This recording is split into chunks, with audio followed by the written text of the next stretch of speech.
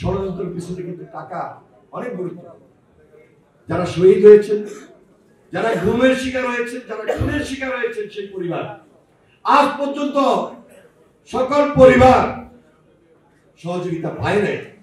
এই সরকারের প্রতি আমি খুব বিশেষভাবে দৃষ্টি আকর্ষণ করে বলতে চাই, হাসিনার বিচার আগে করতে হবে। কিভাবে গুম করেছে, কিভাবে খুন করেছে, কিভাবে বিচার বহির্ভূত হত্যাকাণ্ড করেছে শেখ হাসিনার নির্দেশে এই বিচার ত্বরান্বিত করতে হবে।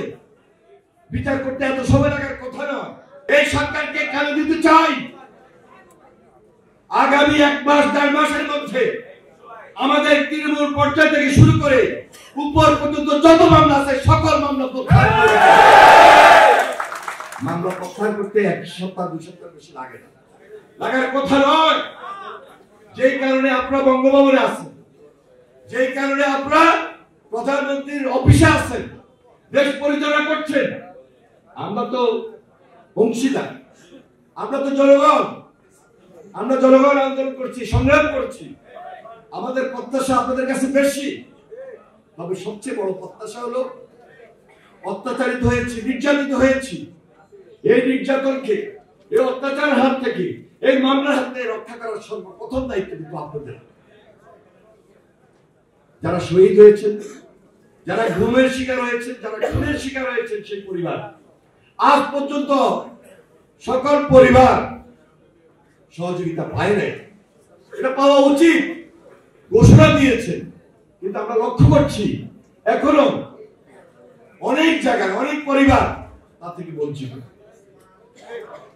যারা আহত হয়েছে তাদের চিকিৎসা খুব বেশি প্রয়োজন। আমি তার বেশি কথা বলার প্রয়োজন পড়ে না, তবে গতকালকে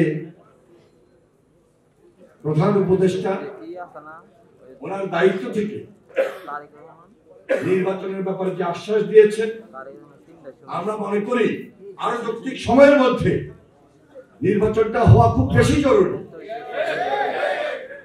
নির্বাচনের সঙ্গে স্থিতিশীলতা জড়িত, নির্বাচনের সঙ্গে গণতন্ত্রের ভিত জড়িত, কারণ ওরা তো ষড়যন্ত্র করছে, দেশের ভিতরে এবং দেশের বাইরে বসে ষড়যন্ত্র লিপ্ত, হাজার হাজার কোটি কোটি টাকা লোপাট করেছে। যদিও তাদের মনোবল নাই, কিন্তু তাদের কাছে টাকা আছে, টাকা আসে, টাকা ব্যবহার করছে। এই ষড়যন্ত্রের পিছনে কিন্তু টাকা অনেক গুরুত্বপূর্ণ। এই জন্য এই সরকারের প্রতি আমি খুব বিশেষভাবে দৃষ্টি আকর্ষণ করে বলতে চাই, হাসিনার বিচার আগে করতে হবে। হাসিনার সাঙ্গপাঙ্গদের বিচার করতে হবে।